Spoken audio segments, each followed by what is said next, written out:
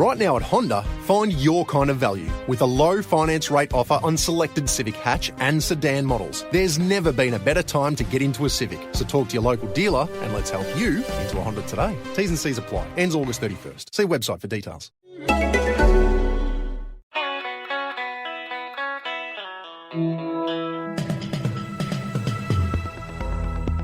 You're listening to Errol, Parker and Clancy Overall, editors of the Batuta Advocate, on Desert Rock FM. Hello listeners, you're with the Batuta Advocate on Desert Rock FM. If you're one of our new listeners streaming this show from outside the Channel Country, you'll find you're up to episode number 7 of the podcast, coming live out of the Koala Studios here in downtown Batuta. Yes, hello everyone and thank you for tuning in. My name is Errol Parker, the editor-at-large of the humble Channel Country newspaper, the Batuta Advocate, and sitting alongside me is the 5th-generation editor of this town's newspaper and descendant of our founders, Clancy Overall. Now, on this week's show, we'll be joined in the studio by a prominent hippie, bush stuff enthusiast and a fan of alternative medicine, Richard D. Natale. Yes, that's right. He's also the leader of the Australian Greens Party, who some of you may know has recently called for a ban on turning roux into Swiss cheese. But Di Natale isn't here to talk to us about that today. He's here to talk about the new policy the Greens have on the old devil's lettuce, so that should be interesting. First up, we're going to talk about some of the Senator's most prominent headlines of date. We've had a lot to write about when it comes to the strapping Italian hippie, haven't we, Errol? Yeah, we certainly have, Clancy. He's a bit of a controversial figure, old Di Natale. Recently, he stirred up a few people with news that he threatened old Georgie Christensen with a machine gun. That's right, I remember that one. That caused a lot of commotion. What was the headline on that one? Well, we've got the Desert Rock FM newsreader in today, so Bruce, can you have a stab at this one for us? Thanks, Errol. It was one you penned, actually, and it goes, Di Natale blows dust off Bob Brown's communist-era AK-47 after Christensen death threats. Thanks, Bruce. Quite a hot story, that one. Of course, Di Natale's actions were in response to some threatening behaviour from Christensen. In a photo he put on Facebook, the Queensland MP was seen brandishing a Glock pistol at a Mackay gun range, with the caption paraphrasing the famous Dirty Harry quote, "You've got to ask yourself, do you feel lucky, greenie punks?" Yeah, and I got a hold of Rich shortly after that post, and he told me, does George think this is a game? When the purge comes, he'll be hanging from a streetlight, and that the Greens are done playing with this guy, and if he wants to get real with the Greens, then they'll get real with him. And he then went on to explain that the gun came from Bob Brown. It was a bit of a relic passed down from Bob's days in Cuba, apparently, and it's opened more fascist heads than George has opened Corona bottles. Couple of comments on that story. Tom in South Batuta says the nation owes a lot of things to Bob Brown, none of them good. And Lewis from the Old City District said that shooting George Christensen through the dome with a large caliber jacketed ballistic tip bullet will only cause more problems for Richard Di Natale than it'd solve. Yeah, I think George has really kicked the hornet's nest here, but I think Richard does have a much softer side, as we learnt in the year with this story about his love of holistic medicine. What was that story again, Bruce? That one was Di Natale feeling recharged after leaving crystals out to harness the energy of the full moon. Yep, the Greens senator and party leader said he felt like a new man after leaving his collection of semi-precious stones out all night for the first full moon of February. Di Natale, who is also a registered GP, has in the past openly criticised what he calls modern medicine and has even asked Malcolm Turnbull to free the herb.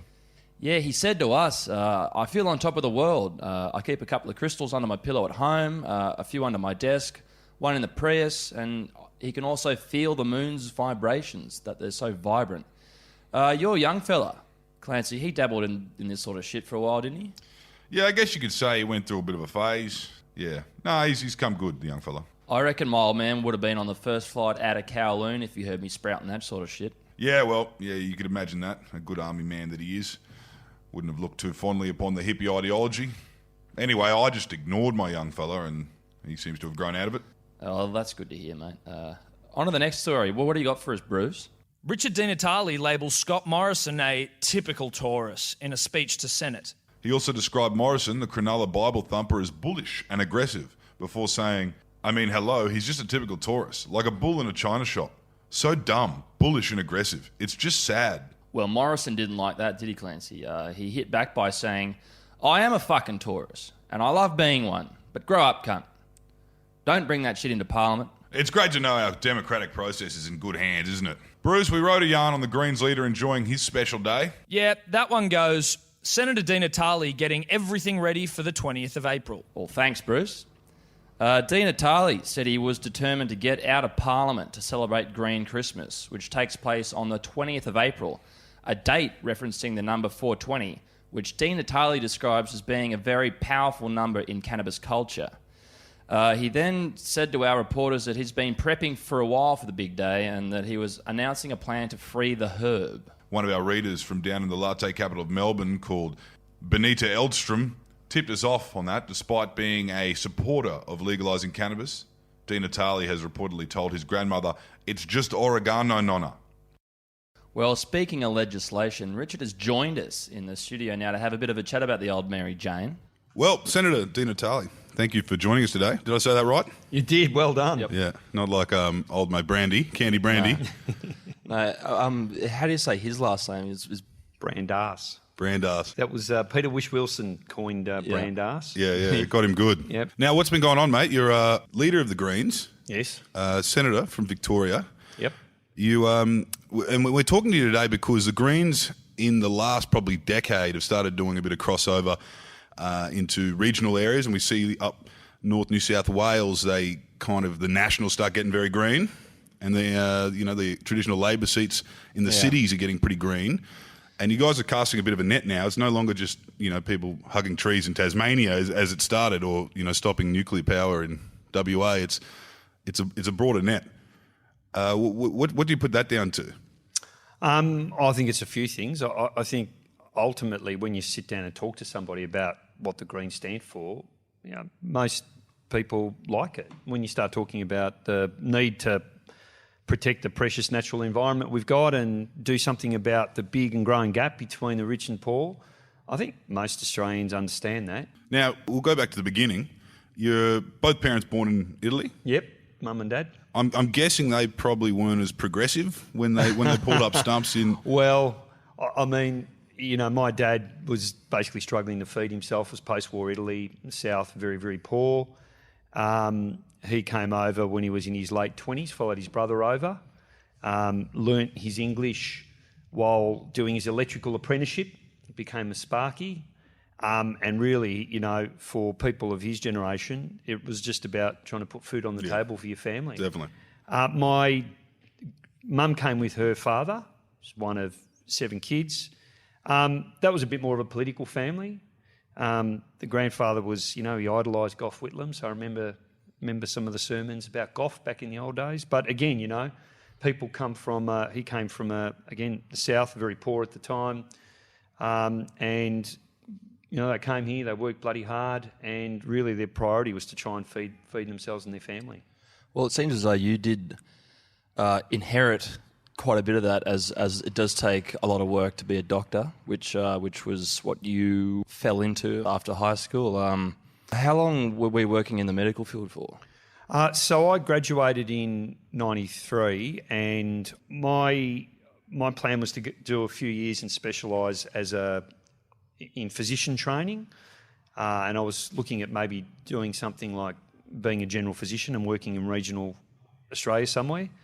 After a few years working in the hospital system, I took a year off, went travelling with a mate of mine, met a young English backpacker who we're now, we've got 2 kids and started a family. Right, she wasn't a 457 at the time? No. She was just travelling around the country having a good time. Actually travelling with a friend of hers, and turns out my mate also, they've now started a family, got kids. So it was a very fateful meeting. Yeah. I then went back and did some general practice training, and I was in general practice right through the sort of 90s. I worked in Tennant Creek doing Aboriginal health for a few years. I did a few other jobs, locum work in Aboriginal health, places like Alco Island, Tiwi Islands, but I spent a couple of years in the Territory, and that was probably the experience for me that That's when you became woke after that. Oh, well, I just decided, if you want to do something about disadvantage, particularly, when it comes to structural disadvantage, then what you really need to address things that are beyond the health system. Yep. You know, people's employment opportunities, education, all that stuff. So that's really when I got back to Melbourne and continued to work right until I was elected in 2010. Yep. But I was working part-time and volunteering for the Greens for the rest of the time. So your first taste of political life was when you ran for Lord Mayor, wasn't it? That's right, yeah. That was in a few years after 9/11, 2003 or 4. Yeah, wasn't it? you've done your homework, so Yep. that's right. So Yep. it was early 2000s. How was that as a baptism of fire? Actually, interesting that you mentioned that. It was my first campaign. I had an operation on my knee. I did my knee playing footy. Yep. And I spent most of that campaign recovering from Right. knee surgery. So I don't remember much of it. So you look like Kim Beazley. It does remind me of the first time that Kim met Obama. He had both of his knees done at the same time, and Is that right? yeah, he turned up to the Oval Office with both of his knees in bandages, and he was in a wheelchair. It's It's a good look. What good way to make a lasting It's impression. an iconic image. It is. It is. Now you were playing footy at quite a high level, and most people in politics will tell you that they played footy at a high level. Most blokes, anyway. Where did you get to? I played VFA footy. So I played for Coburg and Oakley in the VFA. So this was back in the days when the national competition had just got going, and the VFA competition was a sort of like a feeder competition, if Yep. you like. And played with a lot of VFL players, who were either aspiring VFL players or AFL players, I should say, or had finished their career and came back and played in the VFA. Yeah. For those fee matches that they play. The Favola's doing them now. Yeah. Another proud Italian VFL player. That's right. Favola probably got into a few more headlines than you over Yeah, the last decade. yeah, but for the wrong reasons. for the wrong reasons. Now tell us a little bit about the reefer. You don't have to have a Bill Clinton type answer to this, but I've already answered that. Did you ever smoke Yes, that and dank? I did inhale. So Yeah, right. there you go. That was in the combi van or on the travels, I imagine, a few times as well. It's just been announced. So what are some key parts of this Yeah. sort of policy which makes it important? It's basically taking it out of the hands of criminals and having a regulated framework to sell it. Yep. So what would happen is government, through an agency, Australian Cannabis Agency, creatively called, would licence growers. So you can apply to have a licence to grow it commercially. There would be very strict quality control, and we've already got the framework for that, for example, with medicinal cannabis. So it'd be a variation of that. The government would then be the wholesaler and would purchase products that it would make available for retail sale through retail outlets. So you'd go to a dispensary and you'd be able to get cannabis that was regulated. You'd know exactly what was in it. You'd know the quantities of things like THC and CBD. Yep. It would license for sale the lower risk strains, and it would be plain packaging. You don't want to follow, I think, the model in some US states where it's in the hands of big business and you end up making the same mistakes that were made with Well, I suppose grog. that's the really sort of dark part of capitalism. That's right. Is that even though you've got this great thing, it can't really be anything unless there's someone making money out of it. That's right. You get your product and you know exactly what you're getting. You don't have to, expose yourself to the network of dealers that make money off it. And you'd still be able to grow a small quantity for personal use, but if you're going to purchase something for sale, then it's going to be a licensed product from a licensed grower and a licensed retailer. So with the growers, is there a grey area there? How do you get ready-made growers in Australia? Do you have are there people ready and trained, or There are plenty of people that do it right now. Obviously, this is going to be all the money from the sale of this herb is going to come back into the government coffers. That's right. Yep. How much comparatively to, say, more harmful things like alcohol and tobacco, how much do you think it's going to contribute to the economy each year? Well, we're actually having costing done right now from the Parliamentary Budget Office. We're talking billions of dollars. Because it's illegal, you're actually paying for all of the stuff that goes along with drug syndicates having to basically bypass laws. You want to have it priced so that it's going to raise revenue, but not high enough that people just won't buy it Yep. and turn to the black market. So do you have any other support in Parliament as opposed to just the Greens and the Yeah. and Has anyone else inhaled? I don't know. I've not asked. I suspect there are 7 million Australians who have inhaled, and I reckon some of them will be politicians. Yeah. I suspect There's a big couple chunk, on the a big front chunk bench. of them. I reckon Dash has been chopping up since he pulled the pin. Yeah. Oh, Pine, yeah. Yeah. Adelaide Fringe. Yeah. I won't comment on that. So there are individuals who support it. Yep. But and they'll often do it quietly. But when you get them to stick their neck out, it's always hard. These are people Yeah. who often have ambitions within their own party, and they feel like something like this is going to make it harder for them. Yeah. Yeah. But I know there are lots of individuals who do support drug law reform and think that a regulated market for cannabis is a sensible idea. So the Greens are particularly good at not playing the man particularly. Or you can play the party, you don't necessarily play the man. Coming into the Parliament House as an actual professional with an education, do you find it frustrating at times dealing with people who have kind of just had inflated careers of bureaucracy and public service, particularly in Canberra? It's not so much in people who come from the public service background. There are a lot of time wasters who get a cushy job. They happen to do the right thing within their party, factional support or support from the business community. There are a lot of time wasters, and I don't know why a lot of them have decided to do it. Yeah. And it is frustrating. Because it's an easy, high-paying job at times, isn't it? Well, I that's guess? probably... Yeah. The reality is it's a tough gig if you do it properly. Yep. And if you're committed to it. You spend a lot of time away from your family. You spend a lot of time away from things that are important. But if you believe in it, then you're prepared to make those sacrifices. I think some people, particularly, as I said, if you're a backbencher and you're really out there to sort of serve out your days, Yep. it can be a pretty cushy life. It can be, a well-paid, cushy life. For those of us in the Greens, we're all effectively shadow ministers. We have a number of portfolios that we have to, that we're all committed to and working on. You're flying around the country, you're often doing the job of a number of lower house MPs as well, because you cover, even though you're senators, you're also covering for a number of lower house areas because we don't have that support. And so it's tough work, and it is frustrating seeing people there who maybe aren't as committed to it as they should be. Yeah. So do you think introducing this new policy on marijuana is going to do anything to help the stigma that does surround the Greens at the moment? What stigma? Where There's no stigma. where they Bush doofs, crystals, hanging out in the dreadlock, white boy dreads. in national parks, enjoying a bit of hooter every now and then, but Never heard those criticisms before.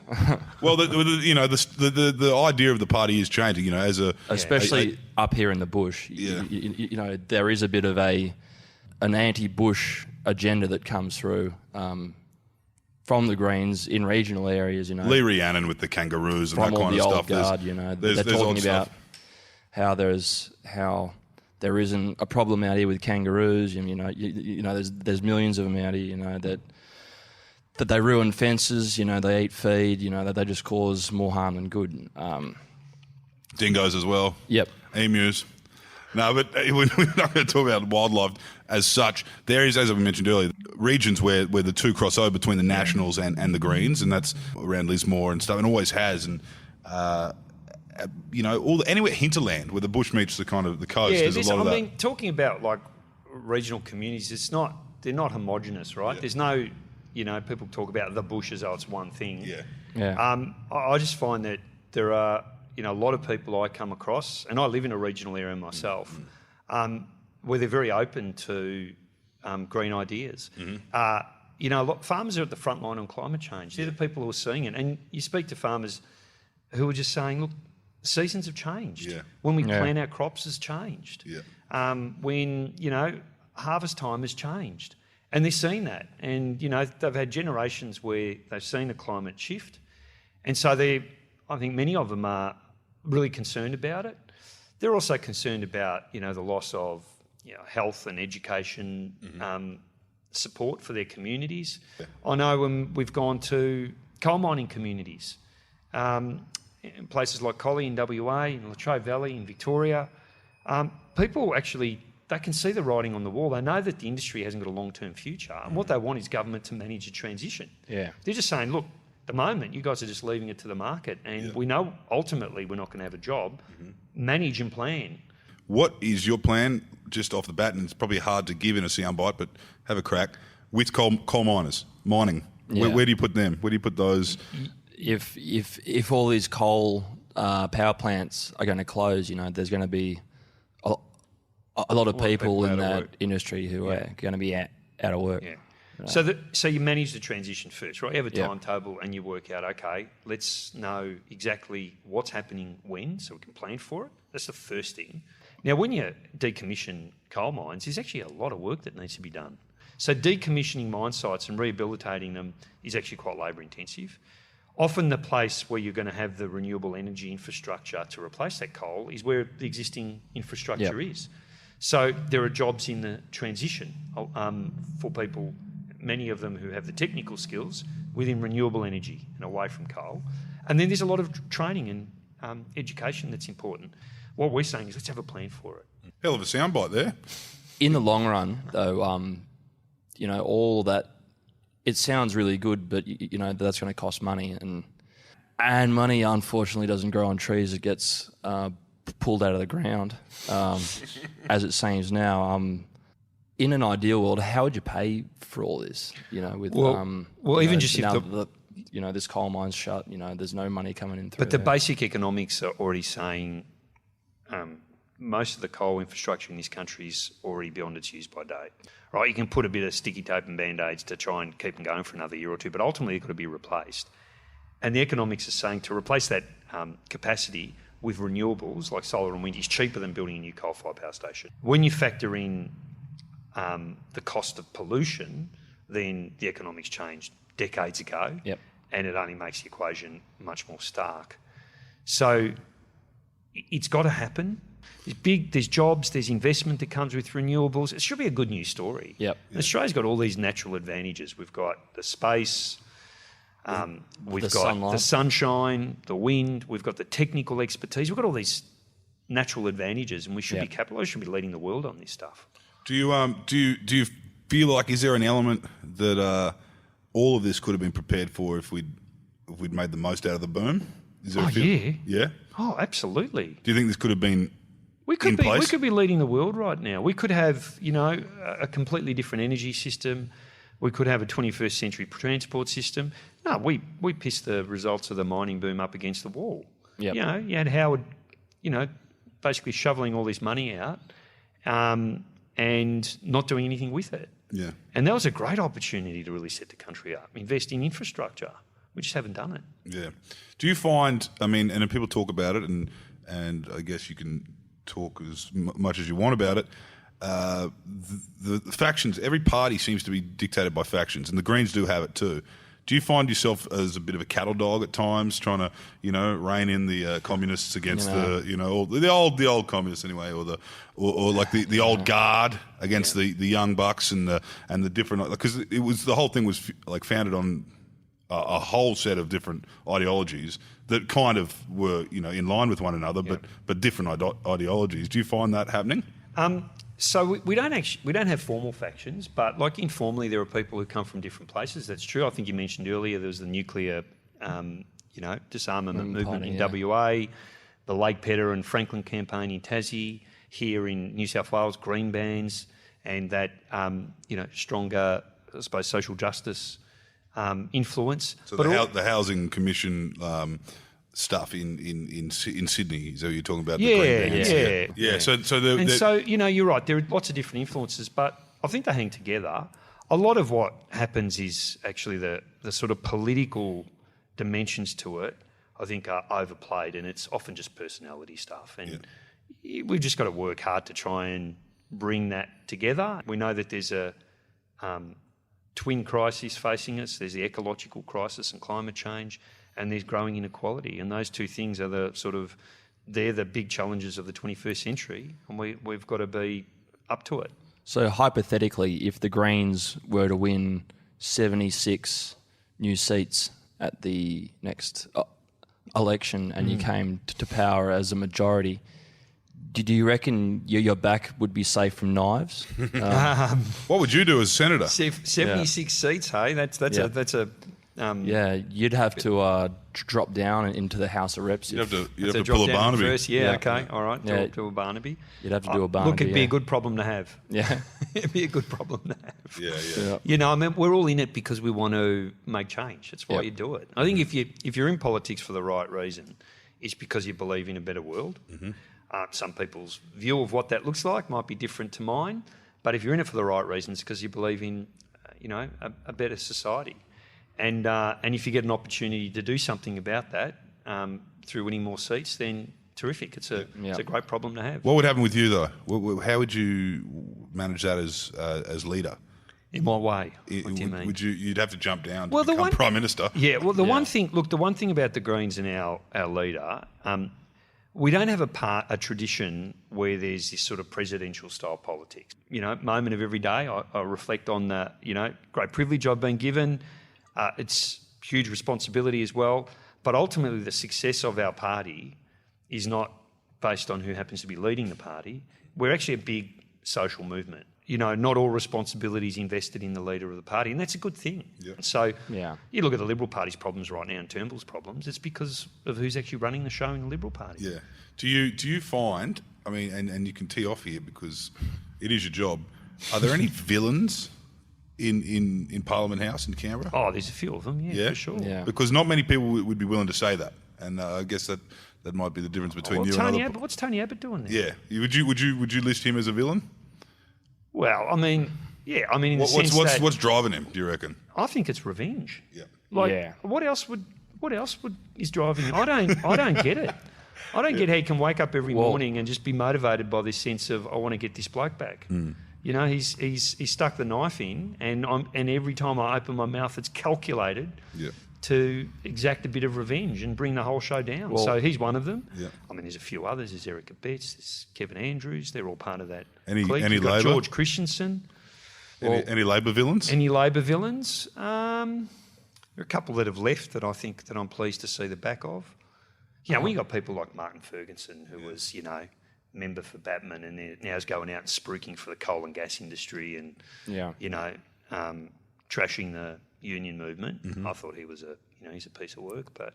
Well, I suppose in terms of Abbott, it's a lot like a farmer who sells a farm and moves into town, and he sort of wakes up on his first sort of morning in town and he doesn't know really what to do with himself. That's one way of, that's right. So he gets on social media. That's right. Starts criticising the new bloke. If he leaves, he's out in the real world. He's just an unemployed, dude. I think he'd be right for a job. He'd get a job with Gina, right? From Sydney's North Shore. Oh yeah, but that goes without saying. But but yeah, look, I think more or less with these older people in Parliament, these more types of people who've been in Parliament, their entire professional life. Yeah.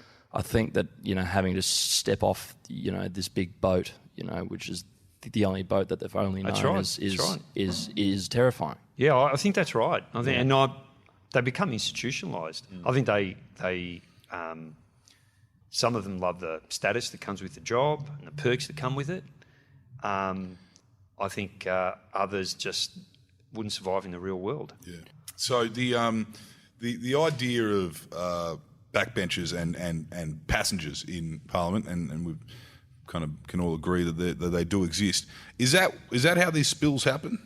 Be it the Labor Party or the Liberal Party, it's when they start looking at poll numbers and some bloke from the back of Mackay is sitting there, and they think, hold on a second, these poll numbers might indicate that I'm not going to be on $250,000 this time next year. Yeah. Is that what it is? It's a big part of it, yes.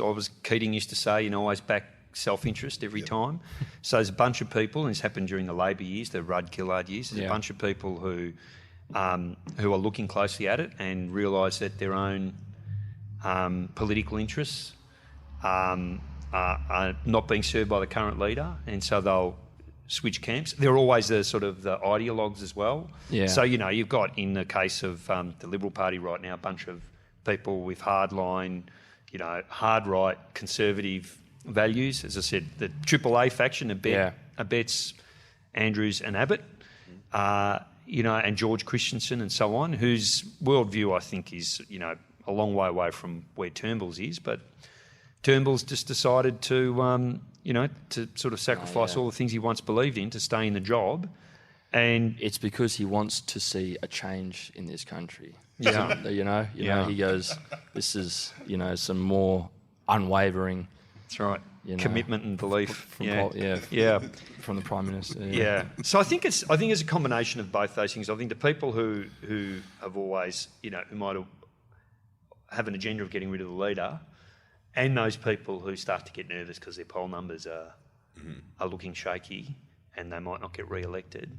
It's a pretty powerful force. And then you've got the constant polling, the 24-hour news cycle, social media. It's a different environment than one that existed even a decade ago. And so you get this sort of churn with leaders. Well, just one thing I'd like to touch on just before we wrap this up is you've called for a federal ICAC, which out in Queensland's called the Triple C, and I'm not sure what it's called down in Victoria. So that obviously means that everyone in the Greens has got nothing to hide in terms of Brown paper bags. Yeah, and all that stuff. Comparatively, I'd say with the Nationals, a few crossbenchers when it did get a bit tight. There was a bit of door knocking and late night phone calls there. Is it important to keep your colleagues honest? Oh, absolutely. It's important. And I'm pleased the Labor Party's adopted, the position of a national ICAC or anti-corruption watchdog, and we need to have. It's got to have teeth. Yep. It can't be a weak one like we've got in Victoria. But it's not just. I think you've got to change a lot of those structures. So you've got to get rid of big money in politics. You have to stop these big corporate political donations, because these guys are just buying influence. You have to do something about that. You have to clamp down on the revolving door between MPs and lobbyists, so they go out and start spruiking for the industries they once had oversight of. And you need a national anti-corruption body. You've got to have all of those things working together, because at the moment our democracy is pretty crook. People are rightly really angry with the current political system, and that's how Donald Trump happens. When you have a political system that's been bought by big interests, when you've got a rigged economy, then people start looking for answers elsewhere, and they'll often turn to people who've got no constructive solutions, and offer false hope. Usually people who blame, others, whether they be migrants or refugees. Did you get any of that as a kid? Racism? Yeah. Yeah, I did. Yeah. It's interesting how much things have changed. But I remember being called a wog, and remember the big fight at high school between the wogs and the skips. Yep. I remember being spat on a couple of times and being called a wog. And I went to a school that had, a few Italians, but it was mainly an Anglo sort of school. And so, that stuff sort of sticks with you, and you get it. It's why I look at, what's happening to the Muslim community here, and I can see echoes of that. Well, they're calling them wogs. Yeah. They are. So the word's kind of carried down. Yeah. Down in Victoria, they've been going after the South Sudanese. Yeah, that's right. That's right. And that's coming from Peter Dutton, who's It's not coming from the cops. I haven't who's, mentioned Peter Dutton. He's right up there in terms of villains. Well, it's just a dog whistle to the backers in the Liberal Party who want to hear that stuff. But it's disgraceful. It's absolutely disgraceful. And it is an interesting one, because Brisbane has a large Sudanese community out in Maruka, which is pretty close to the city, and as does Sydney with Blacktown. So obviously it's a Melbourne issue. You know what I mean? Because this stuff's not happening in Brisbane, and it's not happening in Sydney. Well, it's not happening in Melbourne either. Yeah. I mean, the stuff, this idea of, Sudanese youth roaming the streets and terrorising people, it's just garbage. Yeah, it's a tiny proportion of the crime stats. Things have been pretty stable.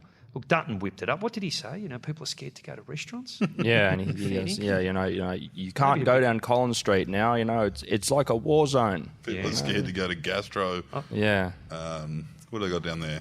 If Andrew Bolt is still able to go to the opera, then it's safe. It's fine. It's fine. That's right.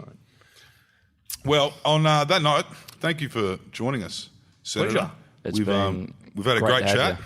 We, it got a bit tight there, got a bit testy, but I think we came good. Yep. Thanks for joining us. Pleasure. Thanks for having me on. Well, that's it for another week. We're getting the hurry up from Murray in the production box, so we've got to wrap things up. Don't go anywhere on Desert Rock FM. Up next, we've got the boys from Hello Sport. Yeah, and for all you podcast listeners out there, go and find Hello Sport and give them a whirl. It's good stuff, albeit very biased and unqualified opinions on sport. It's quite entertaining nevertheless. Anyway, thanks for listening, everyone, and don't forget to subscribe to the podcast and rate us 5 stars, regardless of what you thought of it. Until next week, hooroo. See ya.